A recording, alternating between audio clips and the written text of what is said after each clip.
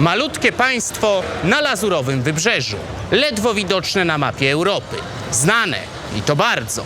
Czy to prawda, że odnajdziemy tu luksus i przepych, hazard i kasyna, banki i wielkie pieniądze, helikoptery i drogie samochody, kolorowe drinki i luksusowe jachty? Dokładnie tak. Zapraszam do księstwa Monako.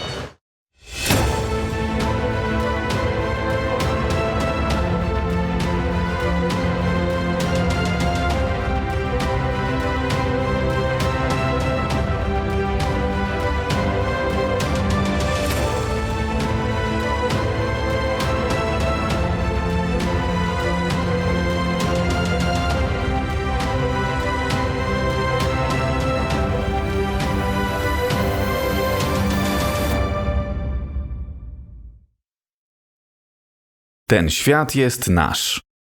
Odcinek 9. Monako.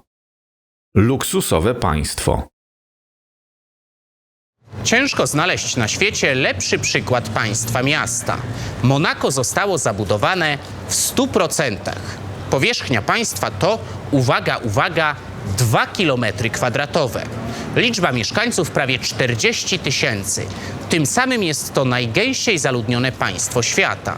Z tym, że z jednej strony mamy góry, z drugiej ładne wybrzeże, a na spacerze można się zamyślić i nawet nie zauważyć, że przekroczyło się granicę. Także to nie takie uciążliwe przeludnienie, jak na przykład w Hongkongu. Stolicą Monako jest Monako. To trochę zagmatwane, ponieważ obszar miasta Monako i państwa Monako jest taki sam. Także to czysto administracyjne rozróżnienie, ponieważ czym innym zajmują się urzędy miejskie, a czym innym urzędy państwowe.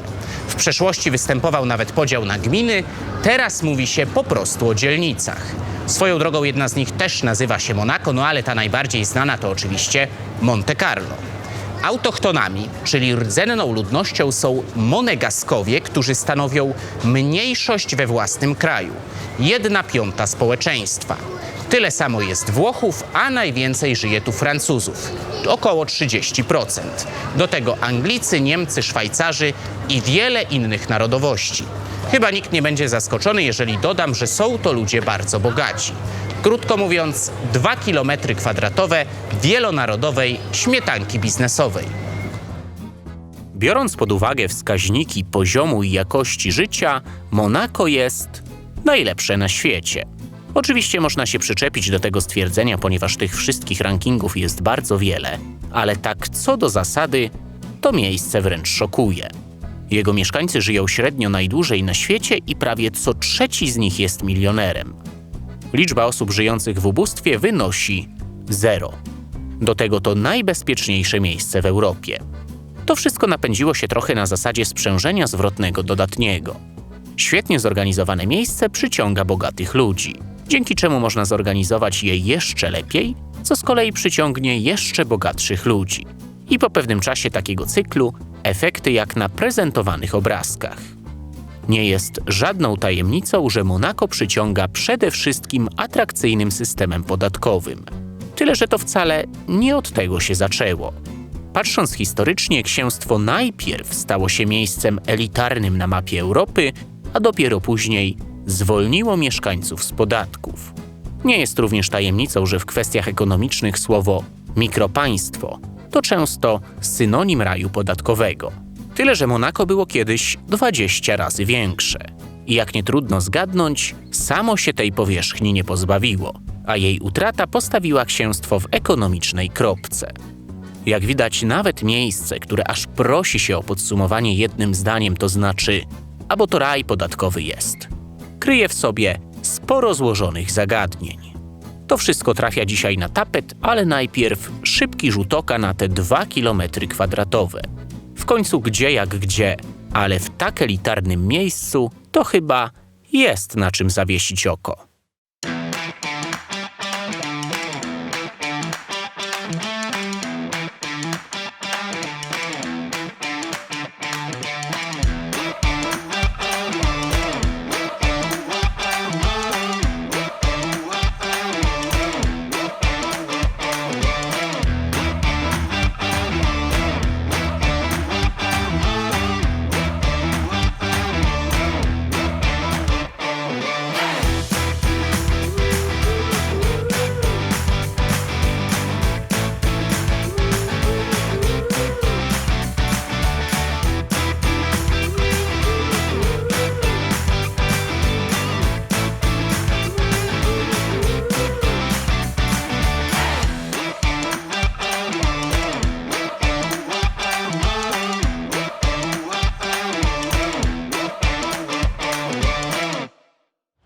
Naturalne pytanie, skąd się wzięło to państwo?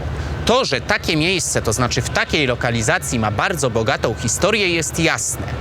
Źródła sięgają nawet do X wieku przed naszą erą. Przez kolejne stulecia z tym miejscem związani byli a to Fenicjanie, a to Grecy, a to Rzymianie, tyle że zawsze była mowa o skale Monako, twierdzy Monako albo mieście Monako.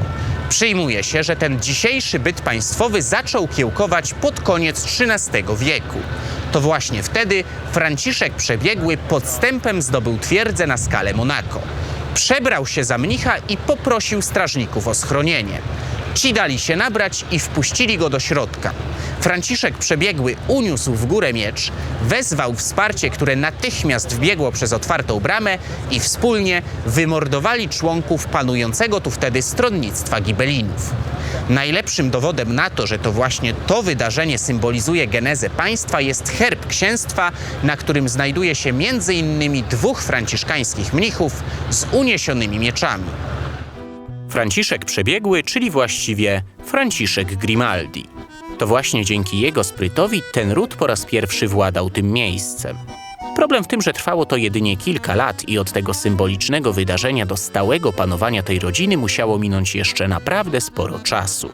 O wpływy cały czas zabiegały tu rozmaite siły i dopiero w połowie XV wieku Grimaldi ugruntowali swoją władzę.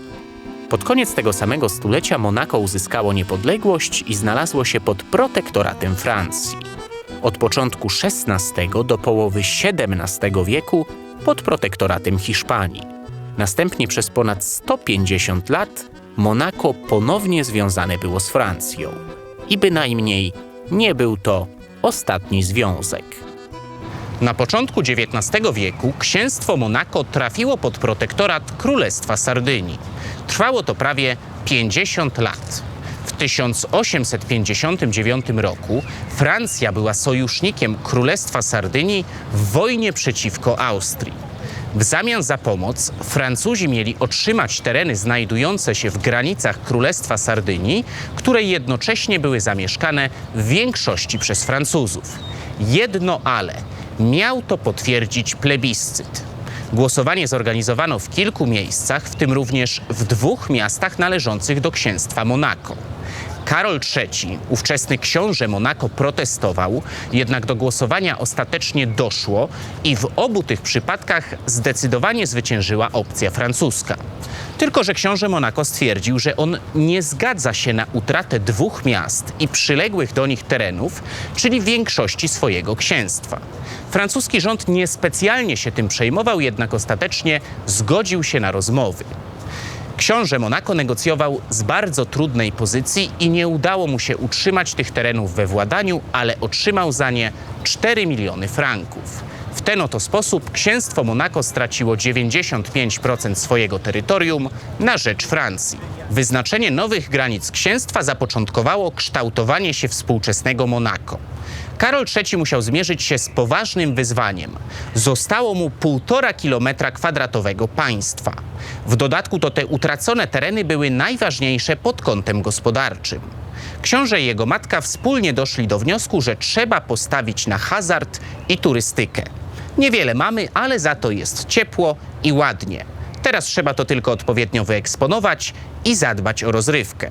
Sprowadzono tu Franciszka Blanka, francuskiego przedsiębiorcę nazywanego magikiem Homburga. Nie mylić z Hamburgiem. Homburg to również niemieckie miasto, w którym 20 lat wcześniej bracia Blank, Franciszek i Louis w ekspresowym tempie stworzyli świetnie prosperujący ośrodek wypoczynkowy, łączący w sobie spa i kasyno. Franciszek Blank bardzo chętnie zainwestował tu swoje pieniądze. Tylko mała część zysków miała trafiać do kieszeni księcia. Czyniąc długą historię krótką, Blank powtórzył sukces z Homburga i równie szybko dorobił się kolejnego pseudonimu – Magik Monte Carlo. W ten oto sposób biznesowy zmysł francuskiego przedsiębiorcy postawił to mikropaństwo na nogi. Nawiasem mówiąc, to niemieckie kasyno do dzisiaj bywa nazywane Matką Monte Carlo. Mówiąc wprost, ruszyła maszyna. Druga połowa XIX wieku, czyli kluczowy okres dla rozkwitu tej gospodarki i zdobycia przez to państwo tej elitarnej otoczki. Franciszek Blank okazał się rewelacyjnym marketingowcem. Dobrze wiedział, że trzeba tu przyciągnąć przede wszystkim bogatych ludzi. Wkupił się w łaski dziennikarza francuskiej gazety Le Figaro, dzięki czemu Monako zyskało świetną reklamę w prasie. Efekt potęgował zakaz gier hazardowych w innych krajach, w tym również we Francji, co w naturalny sposób uczyniło z Monako oazę tego typu rozrywki. Równie ważne okazały się linie kolejowe, które skomunikowały księstwo z miastami zlokalizowanymi wzdłuż lazurowego wybrzeża. Wystarczyło zaledwie kilka lat, żeby cała ta machina przerodziła się w niezwykle dochodowy biznes.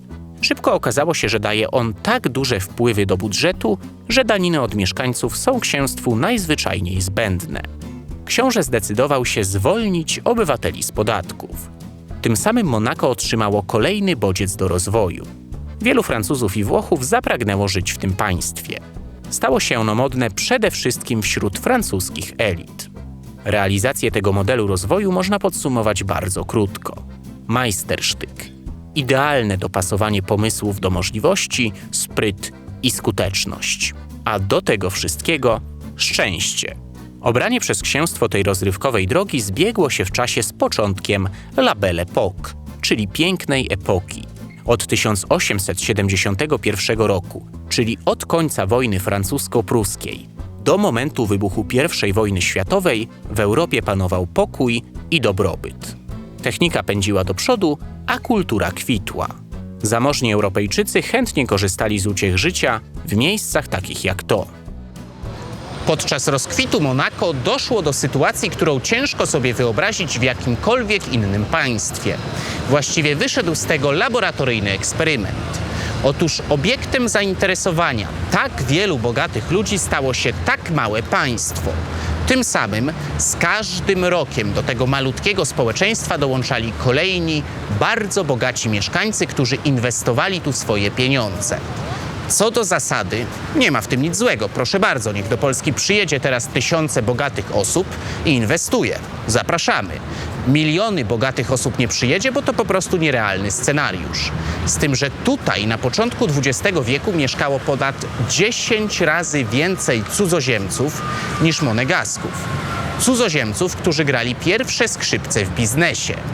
Rdzenna ludność poczuła się nieistotnym elementem własnego państwa. Mieli własność, to znaczy ziemię i domy, ale i tak byli biedniejsi od Francuzów. Kuriozalna sytuacja. Państwo dokonało ogromnego postępu, ale niejako obok rdzennego społeczeństwa. Rzecz jasna, monegaskowie również zyskali, bo lepiej żyć w bogatym kraju, ale ten gigantyczny kontrast był dla nich nie do zaakceptowania.